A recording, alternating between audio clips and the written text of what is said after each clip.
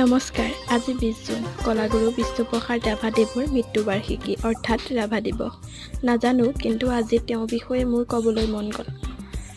ৰাভাদেৱ আছিল অসমৰ এজন কবি, সাহিত্যিক, নৃত্যকাৰ, সংগীতজ্ঞ, অভিনেতা আৰু মুক্তিযুঁজাৰু। 1909 চনৰ 31 জানুৱাৰীত ঢাকাৰ গোপালচন্দ্ৰ ৰাভাদেৱৰ ঘৰত এই মহান ব্যক্তিগৰাকীয়ে জন্ম লাভ কৰিছিল।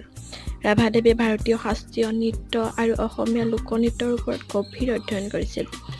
ৰাভাদেৱে মহাপুৰুষ শ্ৰীমন্ত শংকৰদেৱৰ চিত্ৰও অংকন কৰিছিল। তেওঁ অসমীয়াৰ লগতে বাংলা, হিন্দী, ইংৰাজী, ৰাভা, বড়ো আদি কেইবাটাও ভাষাৰ বক্তা আছিল। তেওঁ ৰচিত গীতসমূহ সমগ্ৰ অসমতে ৰাভা সংগীত হিচাপে সুবেদিত।